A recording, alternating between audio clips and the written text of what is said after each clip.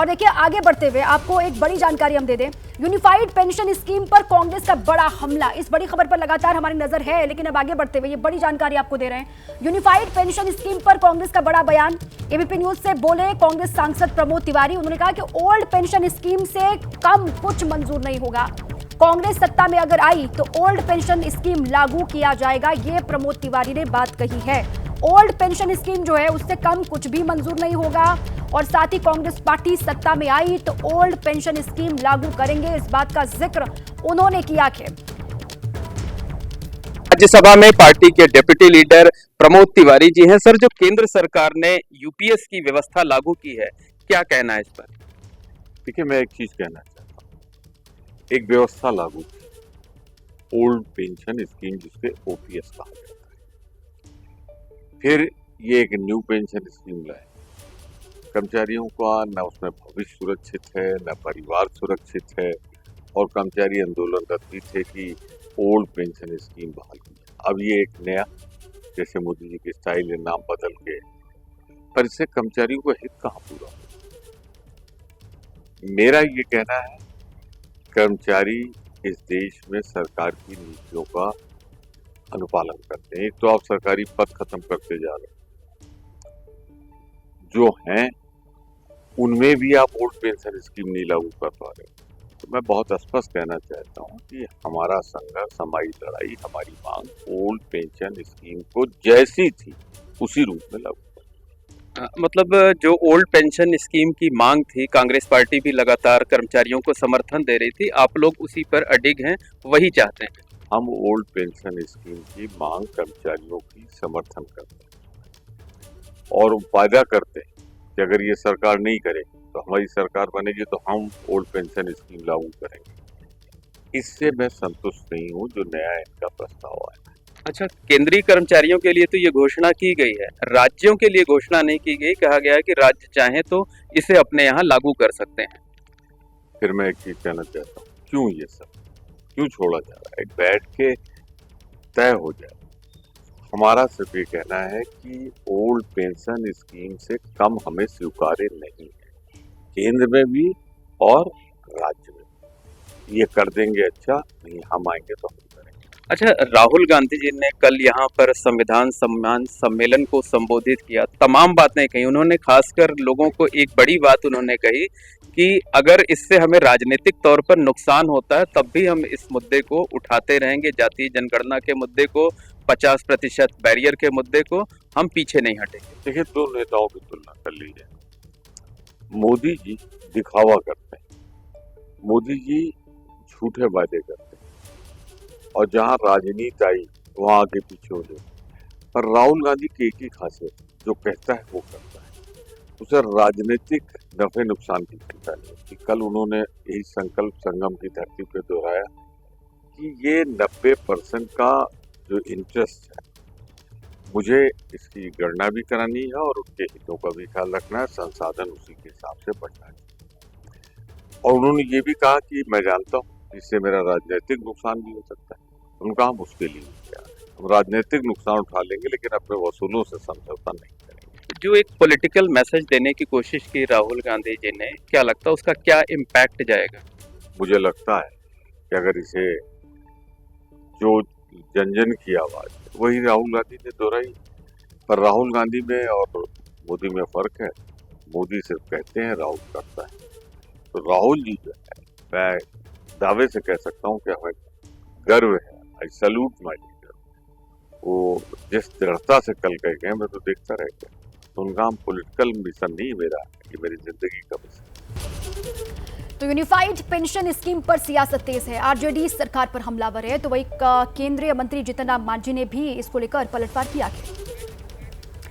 देखिए सियासत इस पूरे मामले को लेकर अब किस तरीके से हो रही है। पहले प्रमोद तिवारी को आपने सुना, कांग्रेस का पक्ष उन्होंने सामने रखा, और उसके बाद अब पूरी राजनीति इस पर केंद्रित होती हुई नजर आ रही है। आरजेडी सरकार पर इसको लेकर हमलावर है।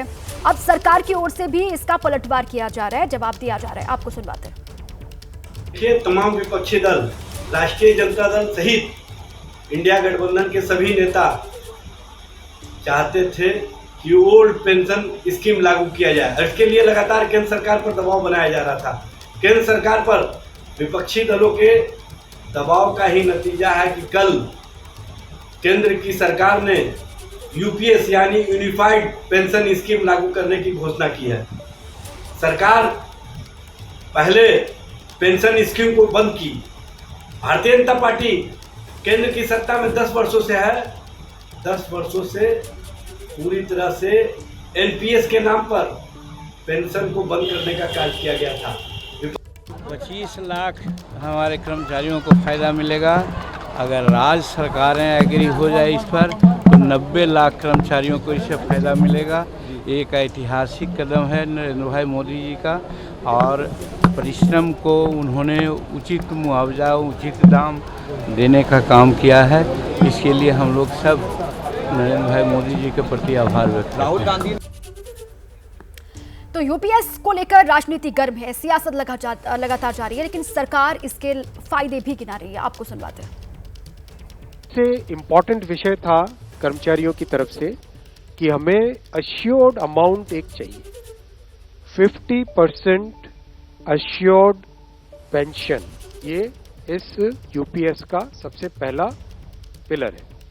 जो ये अमाउंट मिलेगा वो रिटायरमेंट से पहले के 12 महीनों की एवरेज बेसिक पे का 50% होगा। सर्विस रहेगी वो रहेगी 25 इयर्स। सेकेंड पिलर इस यूपीएस का है अश्योर्ड फैमिली पेंशन। किसी भी कर्मचारी के डिमाइज से पहले इमीडिएटली पहले जो पेंशन थी अमाउंट था उसका 60% मिलेगा एम्प्लॉय के डिसीज्ड एम्प्लॉय के स्पाउस को।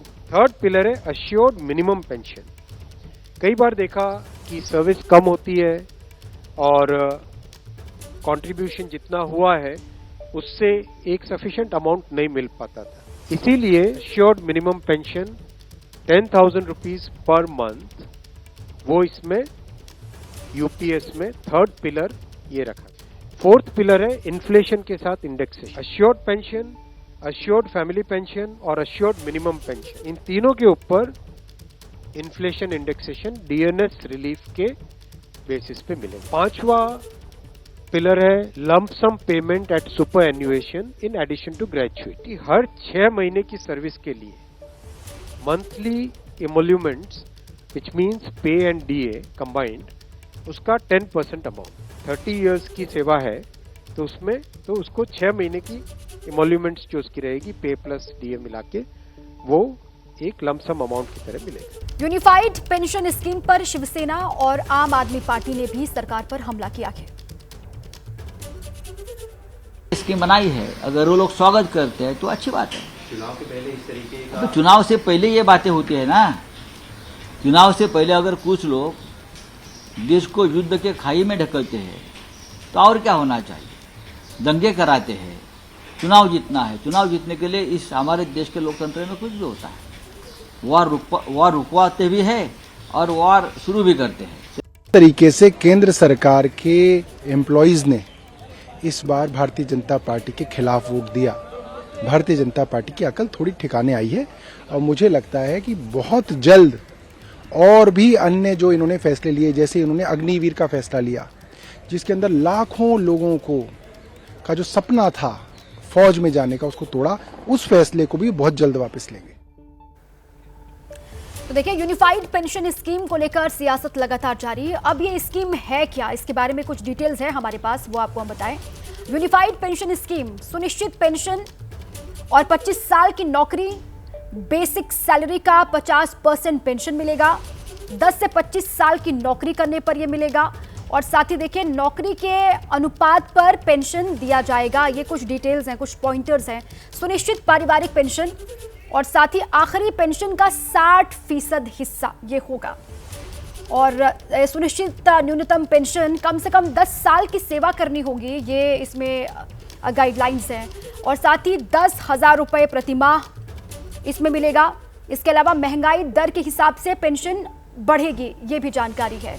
कर्मचारियों को एनपीएस यूपीएस में चुनने का विकल्प भी होगा। जो सरकारी कर्मचारी होंगे उनको चुनाव करने का अधिकार भी होगा एनपीएस और यूपीएस में। अब देखिए, 25 लाख केंद्रीय कर्मचारियों को इसका सीधा फायदा मिलेगा। सरकार की ओर से ये बड़ी सौगात आप कह सकते हैं केंद्रीय कर्मचारियों को दी गई है और सरकार को लागत 6,250 करोड़ की इसमें आएगी। यूनिफाइड पेंशन स्कीम क्या है और कैसे कैसे इसका फायदा मिलेगा, किस किस को फायदा मिलेगा, उसके बारे में ये जानकारी आपके सामने है। राज्यों के लागू करने पर 90 लाख कर्मचारियों को इसका फायदा होगा। जो 90 लाख कर्मचारी होंगे, अलग अलग राज्य अगर लागू करेंगे तो वहां के कर्मचारियों को भी इसका फायदा मिलेगा कर्मचारियों को। और 1 अप्रैल 2025 से ये प्रभावी हो जाएगा, ये एनपीएस वाला जो नया स्कीम है। इसके अलावा एनपीएस से कैसे अलग है यूपीएस, ये भी आप जानिए। एनपीएस कर्मचारी बेसिक सैलरी का 10% और बेसिक सैलरी का 10% कर्मचारी यूपीएस में, ये अंशदान जो है उसके बारे में। आईए के रूल्ड स्टेट्स हैं, कई राज्य हैं, और अब केंद्र सरकार ने उसको 14% से बढ़ा के 18% कर दिया। इसलिए आईएनडीआई और राहुल गांधी को चाहिए कि उनकी पार्टी का जो राज्यों में सरकार है उनको वो कहे कि केंद्र के इस मॉडल को अपने अपने राज्यों में भी लागू करें। ओल्ड पेंशन स्कीम को लेकर देश में कई सालों तक आंदोलन चलने वाले ऑल इंडिया रेलवे फेडरेशन के जनरल सेक्रेटरी ने यूपीएस का समर्थन किया है। यूपीएस के समर्थन में ऑल इंडिया रेलवे फेडरेशन है। एबीपी न्यूज से उन्होंने कहा कि एआईआरएफ के जनरल सेक्रेटरी उन्होंने कहा कि लंबी बातचीत के बाद सरकार यूपीएस लेकर आई। हमारी मूल मांगों को सरकार ने माना कि एआईआरएफ की ओर से ये बात कही गई है। लंबी बातचीत और उस बातचीत के बाद सरकार यूपीएस को लेकर आई और हमारी जो मूल मांगे उनको सरकार ने माना के। हमारे साथ बात करने के लिए मौजूद हैं ऑल इंडिया रेलवे फेडरेशन के जनरल सेक्रेटरी शिव गोपाल मिश्रा जी, जो कि कई सालों तक ओल्ड पेंशन स्कीम को लेकर के आंदोलन करते रहे हैं। शिव गोपाल जी, सबसे पहले तो हम यही जानना चाहेंगे कि जो सरकार ने यूनिफाइड पेंशन स्कीम लेकर के आई है, किस हद तक संतुष्ट हैं इससे? देखिए, ये जो सरकार ने कल फैसला लिया है यूनिफाइड पेंशन स्कीम लाने का, तो वो एक तरीके से हमारी जो नेशनल काउंसिल जेसीएम के स्टाफ साइड के लोग हैं उनसे काफ़ी लंबे समय तक डिस्कशन के बाद ही किया है। अभी सरकार ने जो हमारी मूल मांग थी कि हम आपको सैलरी का 50% जो है वो पेंशन देंगे और उसके ऊपर डियरनेस रिलीफ देंगे, तो मैं समझता हूँ कि ये डिफाइंड पेंशन सिस्टम ही हो गया है और इसमें और ओपीएस में कोई फ़र्क नहीं है। तो एक तरीके से देखा जाए तो सरकार ने हमारी मांग को करीब करीब पूरे तौर पर मान लिया है। एक और, तो ये जो यूनिफाइड पेंशन स्कीम आई है, ये ओल्ड पेंशन स्कीम से क्या कुछ अलग है? देखिए, अलग की जहाँ तक बात है वो ये ओल्ड पेंशन स्कीम से इस मामले में अलग है कि ये कंट्रीब्यूटरी पेंशन स्कीम है। इसमें सरकार जो है उसने आज की तारीख में 18.5% सरकार का रहेगा एश्योर्ड पेंशन देने की वजह से, और 10% जो है वो एम्प्लॉय का कटेगा।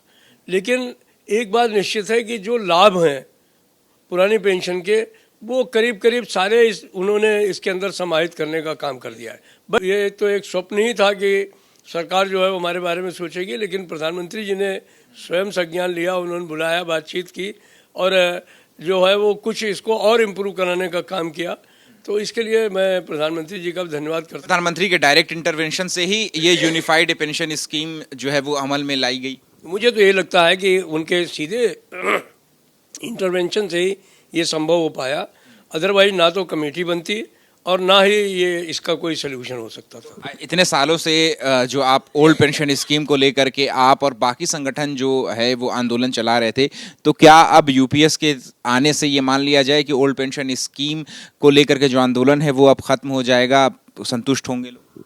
मुझे तो पूरा यकीन है, क्योंकि हम लोग जिन लोगों ने इस इशू को नेगोशिएट किया है वो बहुत व्यापक उनका जो है वो देश में कर्मचारियों के ऊपर प्रभाव है। रेलवे उनमें से एक है, लेकिन तमाम दूसरे कन्फेडरेशन के लोग हैं, ऑडिट एंड अकाउंट्स के लोग हैं, इनकम टैक्स के लोग हैं, तमाम जो लोग हैं वो बहुत खुशी की लहर है उनके अंदर। और चूँकि लाभ करीब करीब वही मिल गए हैं और भविष्य में भी गुंजाइश रखी गई है कि जब भी कभी ऐसी परिस्थिति आएगी तो हम इसमें सुधार भी करेंगे। तो मुझे नहीं लगता है कि अब कोई इसमें संघर्ष की बात या कोई बात आती है, क्योंकि मुझे लगता है कि जो हम लोग चाहते थे थोड़ा सा उससे आगे बढ़कर के ही सरकार ने इसमें सहयोग करने का काम किया है। लेकिन अब बात करेंगे उस अपडेट की जो हमसे आपसे जुड़ी है, या यूं कहे सरकारी कर्मचारियों से जुड़ी, उनकी पेंशन से जुड़ी है। यूनिफाइड पेंशन स्कीम, ये एक नया वर्ड है, जहां अब इसी वर्ड पर सियासत भी शुरू है। यूपीएस को मंजूरी, विपक्ष ने केंद्र सरकार को घेर लिया, ये खबर आ चुकी है। देखिए, एनपीएस के बाद यूपीएस का जुमला जेएमएम कह रहे हैं, ओपीएस दीजिए, बाकी सब ढकोसला है, जेएमएम की तरफ से कहा जा रहा है। विपक्ष लगातार ओपीएस, ओल्ड पेंशन स्कीम जिसे कहते हैं, उसका दबाव बनाए हुए है। आरजेडी भी साथ जो देते हैं वो भी कह रहे हैं कि ओपीएस का दबाव बनाएं।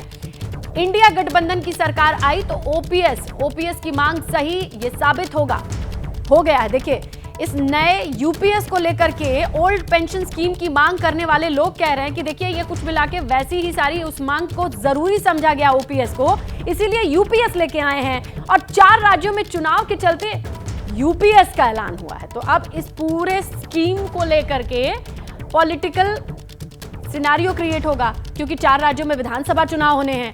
ऐसे में यूपीएस का आना, इसकी डिटेल्स तक आप जब तक जाएंगे उससे पहले ही आपको बताएं कि तमाम विपक्षी पार्टियों का क्या क्या कहना है इस नए स्कीम को लेकर के। कुछ लोग कह रहे हैं कि ओल्ड पेंशन स्कीम को रिप्लेस करने के लिए या फिर उसकी जरूरत को समझते हुए यूपीएस लाया गया।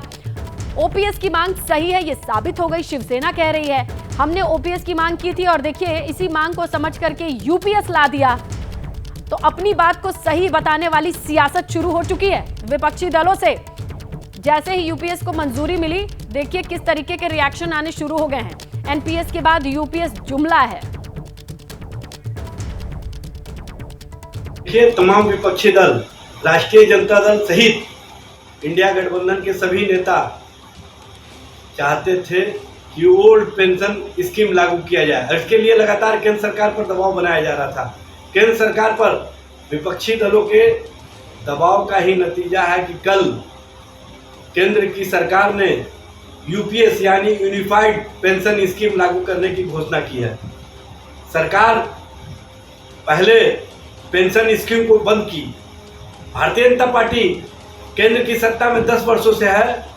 10 वर्षों से पूरी तरह से एनपीएस के नाम पर पेंशन को बंद करने का कार्य किया गया था।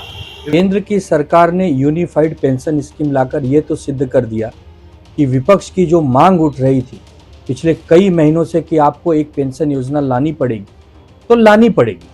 अब इस बार केंद्र में बीजेपी की सरकार ने केवल 240 सीट जीती हैं, तो इनको समझ में आ गया कि भैया 23 लाख केंद्र के जो कर्मचारी हैं उनके लिए एक स्कीम लानी पड़ेगी। जब देश में चुनाव चल रहे हों तब आप कोई योजना ला रहे हैं, भले वो हमारे बेहतरी के लिए योजनाएं हैं, बट आप पहले भी तो ला सकते थे।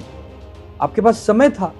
जब कोड ऑफ कंडक्ट राज्यों में लग गया, जम्मू कश्मीर और हरियाणा में, क्या हरियाणा और जम्मू कश्मीर के लोग केंद्र सरकार की नौकरियों में नहीं है? लेकिन आपकी चालाकियों से आप बात नहीं आती। तो पहले एक स्कीम की मांग आ गई तो इस समय पर क्यों आई, अब इस पर सवाल हो रहा है। टाइमिंग को लेकर सवाल किया जा रहा है। तो वहीं अगर सत्ता पक्ष की बात कर ले, सरकार की बात कर ले, तो यूपीएस के टर्म्स को समझाने की कोशिश की जा रही है, उसके फायदों को गिनवाया जा रहा है। सबसे इम्पोर्टेंट विषय था कर्मचारियों की तरफ से कि हमें अश्योर्ड अमाउंट एक चाहिए, 50% अश्योर्ड पेंशन। ये इस यूपीएस का सबसे पहला पिलर है। जो ये अमाउंट मिलेगा वो रिटायरमेंट से पहले के 12 महीनों की एवरेज बेसिक पे का 50% होगा। सर्विस रहेगी वो रहेगी 25 इयर्स। सेकेंड पिलर इस यूपीएस का है अश्योर्ड फैमिली पेंशन। किसी भी कर्मचारी के डिमाइज से पहले, इमीडिएटली पहले जो पेंशन थी, अमाउंट था, उसका 60% मिलेगा एम्प्लॉय के, डिसीज्ड एम्प्लॉय के स्पाउस को। थर्ड पिलर है अश्योर्ड मिनिमम पेंशन। कई बार देखा कि सर्विस कम होती है और कंट्रीब्यूशन जितना हुआ है उससे एक सफिशिएंट अमाउंट नहीं मिल पाता था। इसीलिए assured minimum pension 10,000 rupees per month, वो इसमें यूपीएस में थर्ड पिलर ये रखा। फोर्थ पिलर है इन्फ्लेशन के साथ indexation. Assured pension, assured family pension और अश्योर्ड मिनिमम पेंशन, इन तीनों के ऊपर इन्फ्लेशन इंडेक्सेशन डीएनएस रिलीफ के बेसिस पे मिलेगा। पांचवा पिलर है lump sum payment at superannuation in addition to gratuity. हर 6 महीने की सर्विस के लिए monthly emoluments which means pay and DA combined, उसका 10% अमाउंट। 30 इयर्स की सेवा है तो उसमें तो उसको 6 महीने की एमोल्यूमेंट्स जो उसकी रहेगी पे प्लस डीए मिला के वो एक लमसम अमाउंट की तरह मिलेगा।